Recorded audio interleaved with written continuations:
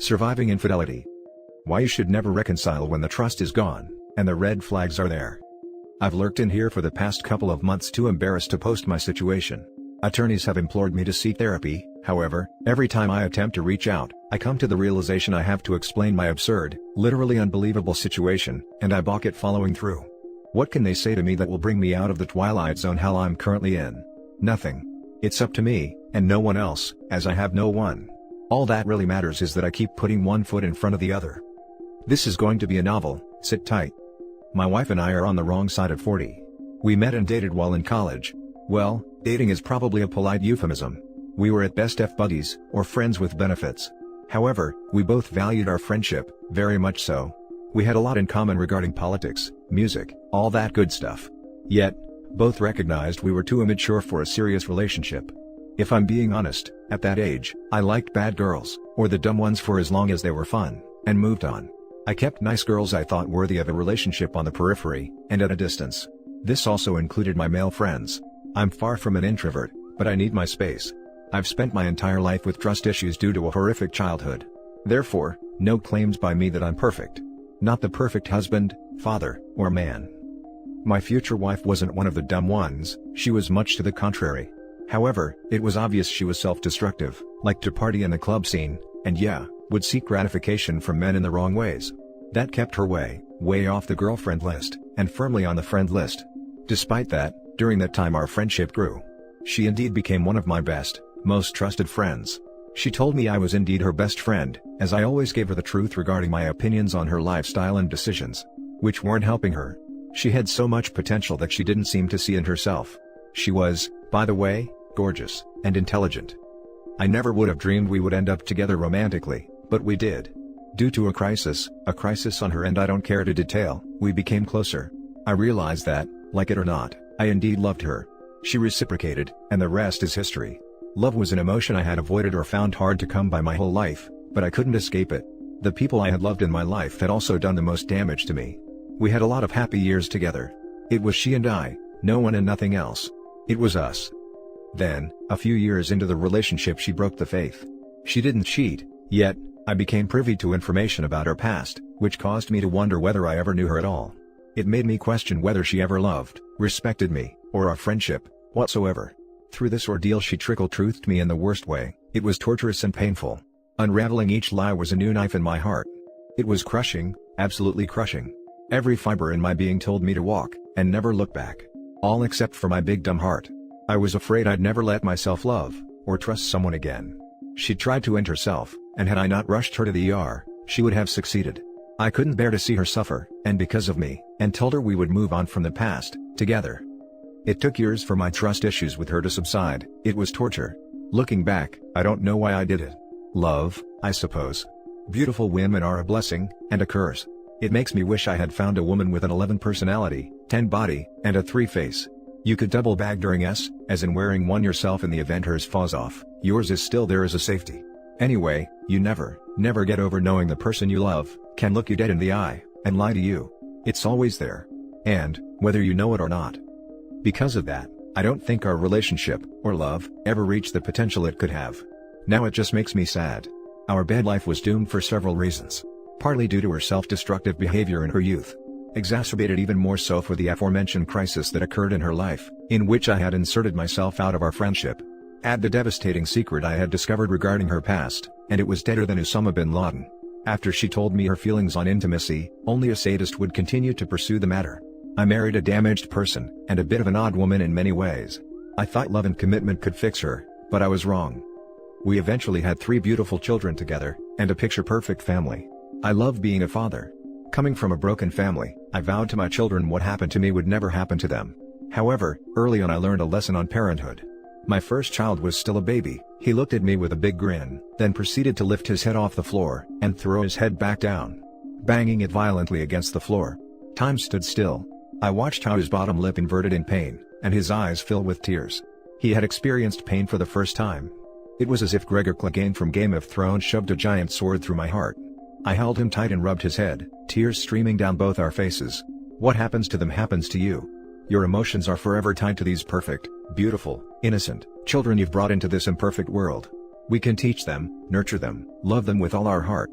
But all we can do is prepare them as best we can, because they will experience the world. It's our job to be there when they do.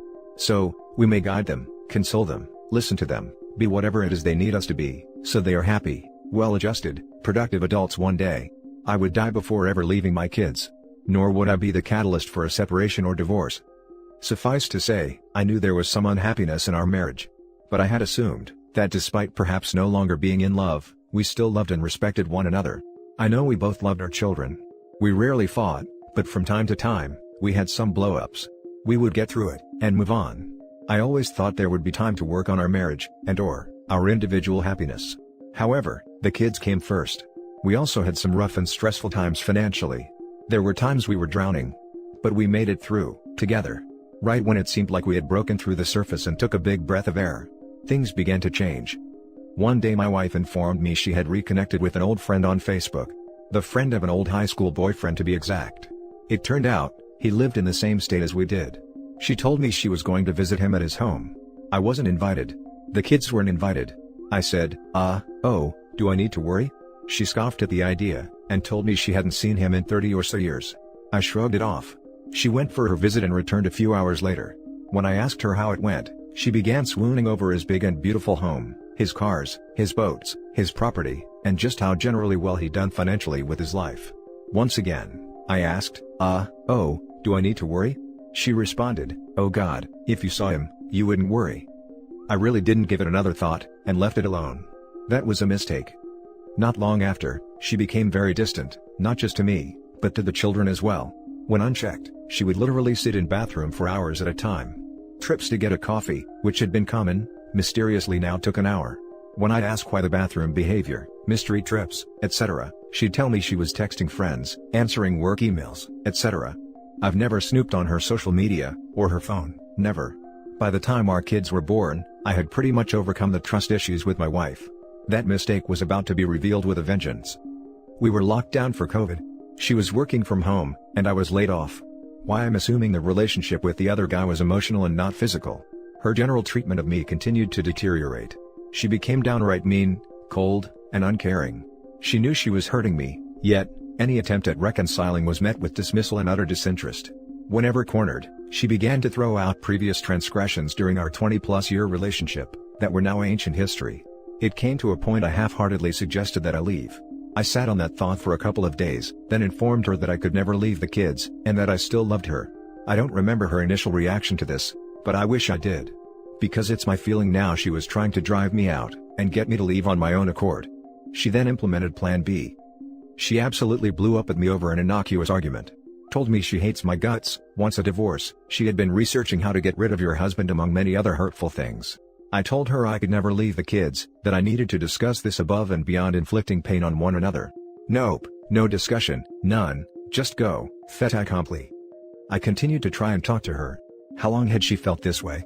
Why, after 16 years of marriage and 3 children, all we've overcome together, didn't she talk to me about her feelings? What about our children? Asking me to leave them is akin to asking me to walk on the surface of the sun. She knows this. I point out the change in her since she reconnected with her friend from the past. She denies it. I have no proof. I have a persona on Facebook, but don't even know my own login. She simply gaslights me, and asks for space. A week went by, and I became tired of walking around with my heart in my stomach. I asked her to talk, I get more of the same. She even starts sleeping with my sons in their respective rooms. She says she's afraid of me and my anger. I corner her, metaphorically corner her, and ask her when I've ever laid a hand on her or hurt her. She goes all the way back to the day she tried to end herself. She says I held her wrists and wouldn't let her out of a room. I don't remember, frankly, but I know when she locked herself in the bathroom, she tried to end herself. So, I apparently didn't hold on long enough.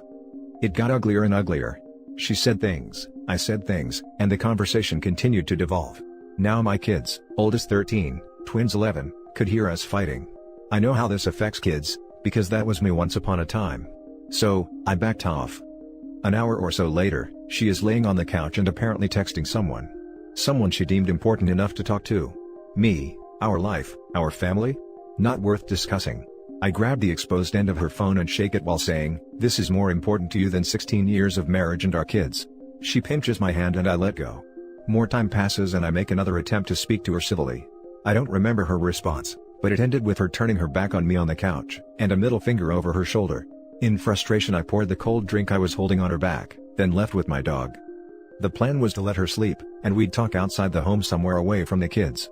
The next morning, she is gone. I call her and she tells me she is going shopping. I said great, come and pick me up, we'll shop together and talk with others around, forcing us both to be civil. She hangs up on me. A few minutes later 3 police officers arrived to arrest me for domestic-related charges. Specifically, touching her phone, and pouring a drink on her. This constitutes domestic simple, 2 misdemeanor charges. I've never stolen a candy bar, have no police record whatsoever, but I'm put in cuffs in front of my neighbors, photographed, booked, and put in a cell. I'm thinking any minute she's going to come and bail me out, having no idea they'd actually arrest me. Wrong.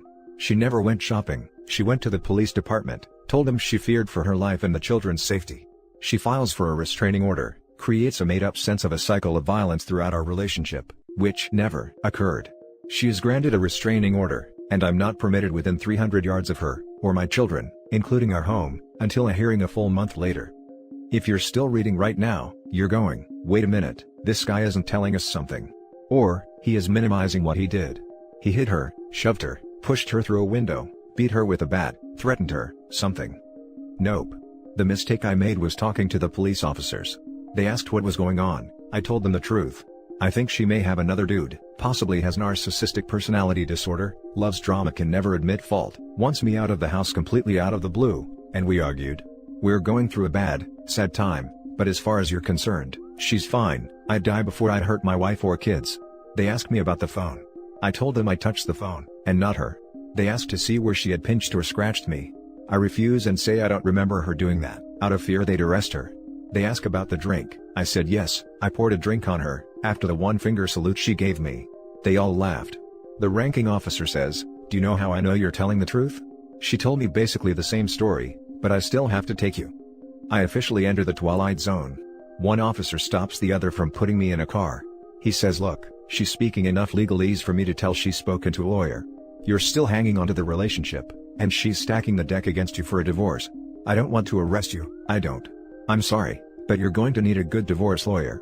And, he wished me luck. It's a Saturday and I cannot bail myself out, because the bail bondsman only works Monday through Friday.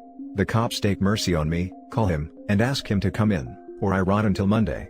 During this time my wife gets the additional restraining order, then, completely wipes out our joint accounts. Several $1,000s, not all of it hers, yet totally legal. I'm left with a couple grand in a personal account.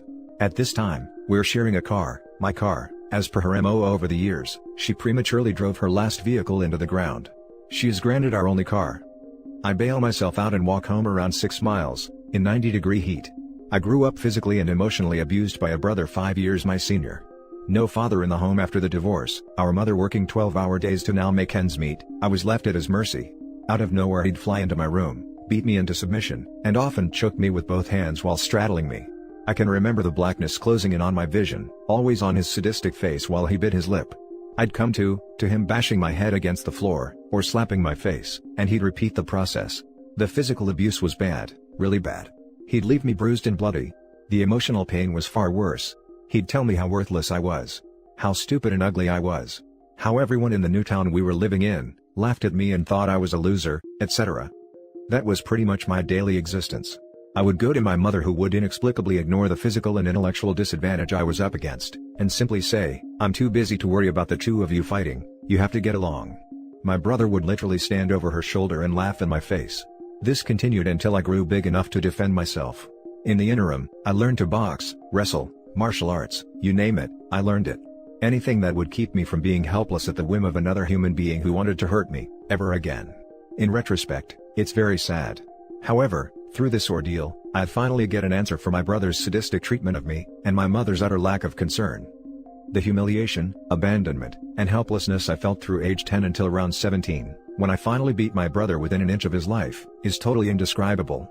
The humiliation I felt on that walk home from the police department was 10 times worse. This wasn't my sadistic older brother, this was my best friend, the love of my life. The woman I had sacrificed so much of myself for, my own pride and dignity I'd fought so hard for in life. I knew she no longer loved me, but had no idea she had literally begun to hate and loathe me. You really have to hate someone to do what she had done. She took away my marriage, my family, my home, my kids, even my dog. Furthermore, blame me of crimes and abuse in a fictional statement she wrote, in order to acquire the protection order. When I arrived, I had to call the police to escort me through my home, and was given 5 minutes in order to pack a bag to sustain me for the next month. When I bristled over a laptop she claimed was shared marital property, in front of my children, I was threatened by an officer with county jail. I will never forget the smirk on her face. My children were crying, we all embraced in a tearful goodbye. I asked them if they understood what was happening. My oldest said he thought so. I told them I did not want to leave them, made sure they understood that, and that I loved them. To behave and listen to their mother, and that they would see me soon. I was left on a sidewalk with a suitcase, with nowhere to go, and no way to get there. Rent-a-car agencies were closed. I had never used Uber. All I had in my life were my wife and kids, and at best, work acquaintances. I called a lifelong friend, someone I'm lucky if I spoke to, maybe once a year since our 20s. I'll call him Jack. Of all the friends that have come in and out of my life, to no fault of their own, it had been my inability in life to forge long-term relationships with friends. Jack just happens to be 1 in 7 billion on this earth. He was the best man at my wedding, truly the brother I wished I had. And, ironically, he was the man I called on to get my back when the crisis occurred in my wife's life, before we had gotten together. That crisis? She had been brutally forced by another FWB of hers. This guy was a bouncer in a club we all frequented, a really big dude. She hadn't spoken to him in months. He showed up at her door drunk, wouldn't take no for an answer, and pushed his way in. He beat and forced her in every way possible, then made her take a shower. He'd beaten her face, even bitten it. He nearly bit off her nib. Truly a sadist. Her roommate told me what happened. I begged her to call the police and go to a hospital, she wouldn't. I told her if she didn't, I'd make sure he never came near her again, but would likely go to jail for it. She still refused, and told me not to make things worse. I called Jack, and told him the basics. Like any good friend he tried to talk me out of it, but knew I'd go it alone anyway. So, he got my back like a true brother. I found him in his club, made sure he knew why I was there, and kicked the crap out of him. We fought through an army of pretend tough guy bouncers and made it out. We told them why I had done what I had, they backed off seemingly knowing their boss was a sick dude, and cancelled the call for a police cruiser. That was that. But I'd have woken up in a hospital if not for Jack. Once again, Jack had my back. But at this point in our lives, he owed me nothing, not a damn thing, but he took me in, instead of taking me to a hotel. Like I said, 1 in 7 billion on this earth, truly. For the next 4 months Jack watches me go through despair, darkness, and emotional pain I wasn't aware a human being is even capable of feeling, let alone surviving. I went through a self-ending period, but decided I wanted to live, if not just to see my children again. It was them that saved me. I couldn't get through writing my goodbye letters to them. Other than that, I was ready to go. This just gets better. People that write Greek tragedies are going to hang themselves. During that time, shortly after I arrive at Jack's, I call a cousin. The golden child of our family, and because I was estranged from my brother, the only family my kids have left. Grandparents dead on both sides, etc. He's a 7-figure-a-year international consultant, so I call him to see if he knows any attorneys in my area. He doesn't, but tells me my wife has filled him and his wife in on what has happened. What? My wife hates his wife, and generally just tolerates her. But she's already poisoning my family. Because of that, I decide to call my estranged brother, primarily because I want people to know I never laid a hand on my wife, as I have no idea what she's saying. My brother is insulted I'd call my cousin for anything. But he knows we spend holidays with them, and they're wonderful to our children. Despite knowing that for years, my brother decides to wait until now to divulge the following. That my cousin repeatedly forced him as a child. Trained him, and forced him. Hence my brother's treatment of me. My poor brother. He had confided in one person at the time, our mother, who minimizes it to a teenager, my cousin, experimenting. My brother was 10 or 11. Huh? Still with me? I know, right? This post would take up 10 shrink appointments. Just look at the money Reddit is saving me. So, this worthless sack of a cousin has access to my kids. They've shown up at our door unannounced. He needed 10 minutes alone with my brother, to relieve me of a brother, and leave me with an abuser. I rack my brain trying to think of times he was ever alone with my kids.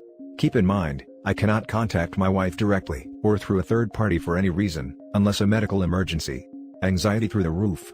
I don't sleep for at least 3 days worrying that she's already spoken to them, that they could show up to console her, take the kids off her hands, etc. I go to the cops in the town my family lives, and ask to speak to someone. Soon after, Officer Gump arrives. I explain the situation to him. I produce a letter addressed to the judge who signed the order of protection, explaining the possible danger my kids are in. He listens, looks the letter over, and says you need your attorney to contact your wife's attorney. I don't have an attorney, I haven't found one whose retainer I can afford right now. I'm on unemployment. He says he understands, but cannot get involved. I point out it says protect and serve right on his Vroom Vroom parked outside. He hands back the letter and reiterates that he cannot get involved. For clarity, I explain why I was removed from my home versus the possible backdoor and oral forcing of a child. He apologizes, and tells me to get a lawyer, and contact her lawyer. I can't believe what I'm hearing. I have a person who's friended her on Facebook send her the message. She subsequently has me rearrested for breaking the protection order. I go to county jail for 4 days to protect my kids. Later I read in court documents that she discounts the severity of what happened to my brother, and believes I was simply trying to manipulate her. Because that's what domestic advocates tell her I'm going to do. Advocates she has in a snowbank, as well as the cops, the prosecutor, the judges. I now know she doesn't just want me out of her life, she wants to destroy me, and hurt me every chance she gets. She's succeeded. There will be no reconciliation of any sort. I will be an outsider to the lives of my children. I'm living my worst nightmare as a father. Why would I want to be with someone who could do this to me? How can the system allow this? Attorneys tell me I'm not alone. Where's the hate coming from? People ask me and I have no answer for it. 2 months later I finally see my kids in a tearful reunion. The judge lets me be a dad 1 whole day out of the week for the next year. Despite my efforts to rebut her ridiculous characterizations of our marriage, she sides with my wife. This does not encompass the criminal charges I still have to face. I've lost my wife, my family, my home, even my dog. How much more punishment do I deserve? And for what? It comes down to character. As much as I want to blame her, this is all on me. The warning signs were there. What did I do? I dumped 2 gorgeous intelligent women who genuinely loved me, for this person with a black hole where her heart should be. They both wrote me for months telling me how special I was, they'd never get over me, etc. I told them it was never them, it was me. Well, it was me. I was a freaking idiot. I wasted 20+ years with the wrong woman because I was afraid of taking the pain of losing her, when I should have walked. That secret that broke the faith early on when we had committed to each other? She had been an escort for years, and while I had known her, fooled around with her, and later defended her honor. Everyone knew but me. Her roommates, her friends, classmates. I was the big dummy. Did she do it for the money? Nope. Unlike mine, her parents paid her tuition, her rent, whatever she needed. She came from money. But her character and self-esteem were lower than snake crap. But I made the choice to build a life with someone with that past, and paid the price. I put myself nowhere, with nothing, and no one, as I'm pushing 50. All my life, I feared abandonment and being let down, only to make decisions that led to exactly that. I have no one to blame but myself. Moral of the story? Lack of trust can heal, but not the core of the person that produced it. Don't waste years being unhappy. Don't ignore the red flags, take the pain, and walk. Don't be me. I'm moving into my new apartment this month, and continuing to endure the new normal as best I can. Each day, I still wake up thinking it was all a nightmare, only to find it wasn't. She has yet to file, but that's only because she can't afford it. I begin my new life, alone, a long-distance daddy. Thanks for listening. Now for some comments. She can afford a lawyer to go to the lengths to prevent you from seeing your kids, but can't afford a lawyer to divorce you? You don't need a lawyer for that, you simply need to make an allegation or claim you're in fear of your spouse, period. Why does law enforcement, judges, etc. side with women? Primarily because of the true maniacs who abuse their wives who truly need that protection.